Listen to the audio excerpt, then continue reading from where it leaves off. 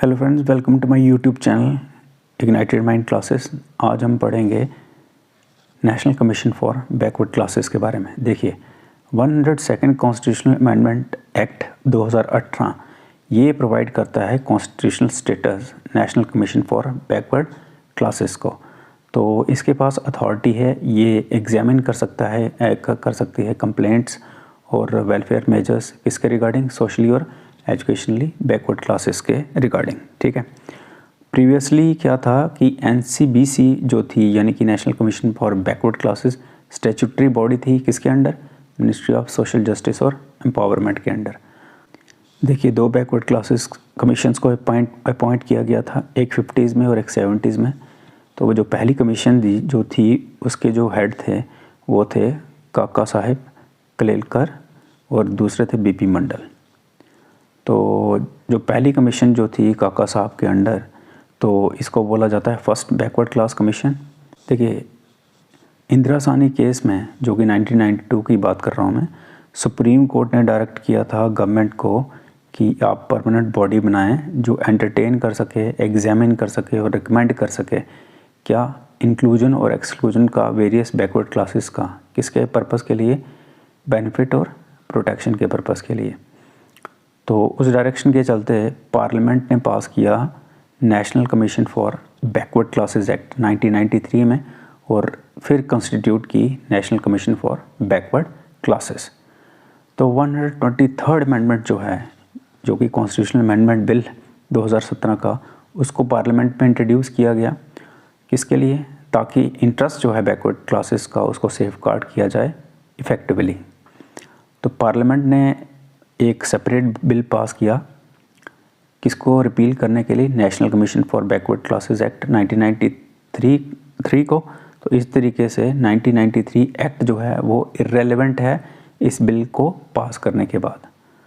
तो बिल को जो पार्लियामेंट में प्रेसिडेंट की असेंट मिल गई 18 में, और इसने क्या प्रोवाइड किया, कॉन्स्टिट्यूशनल स्टेटस NCBC को, यानी कि national commission for backward classes को।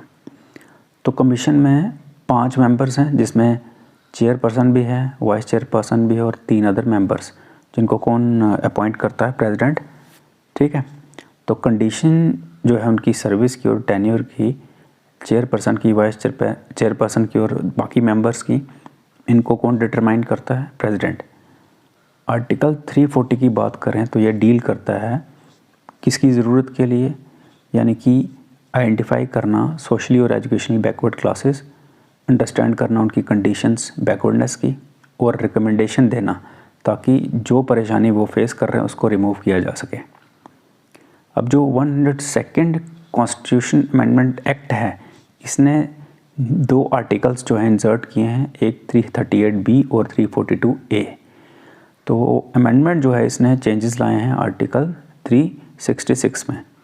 तो जो आर्टिकल 338B है ये प्रोवाइड करता है अथॉरिटी किसको, national commission for backward classes को, कि ये एग्जामिन कर सकें कंप्लेंट्स और वेलफेयर मेजर्स किसके रिगार्डिंग, सोशली और एजुकेशनल बैकवर्ड क्लासेस के रिगार्डिंग।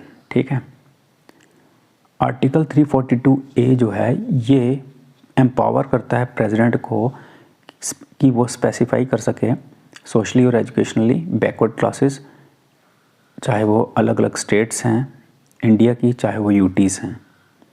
तो इस फील्ड में वो कंसल्ट कर सकता है कंसर्न्ड स्टेट के गवर्नर को।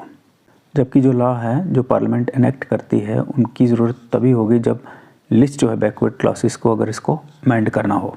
ठीक है, तो कमीशन क्या करती है, इन्वेस्टिगेट करती है और मॉनिटर करती है मैटर्स जो किसके रिलेटेड है, जो सेफगार्ड्स जो हैं उनके जो हम प्रोवाइड करते हैं किसको, सोशली और एजुकेशनली बैकवर्ड क्लासेस को अंडर कॉन्स्टिट्यूशन। अच्छा, कमीशन जो है वो पार्टिसिपेट करती है और एडवाइस करती है सोशियो इकोनॉमिक डेवलपमेंट किसकी, सोशली और एजुकेशनल बैकवर्ड क्लासेस की, और इवेलुएट करती है प्रोग्रेस उनकी डेवलपमेंट, चाहे यूनियन के अंडर है या किसी भी स्टेट के अंडर है। उसके बाद ये कमीशन रिप्रेजेंट करती है प्रेसिडेंट को हर साल, और ऐसे टाइम पे अगर कमीशन को लगता है सही, रिपोर्ट किसकी, जो सेफगार्ड वर्किंग में है, यानी कि वर्किंग उन सेफगार्ड्स की। तो जो प्रेसिडेंट हैं वो रिपोर्ट जो है ले डाउन करते हैं दोनों हाउसेस के सामने।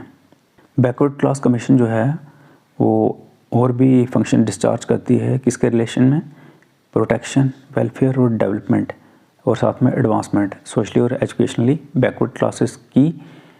एज अगर प्रेसिडेंट जो है हो सकता है वो रूल के थ्रू स्पेसिफाई की करे, बट कुछ प्रोविजंस जो हैं जो कानून बनाता है पार्लियामेंट उनको ध्यान में रखते हुए। तो साथ में कमीशन के पास पावर है सिविल कोर्ट की जब ये केस ट्राई करते हैं। ठीक है।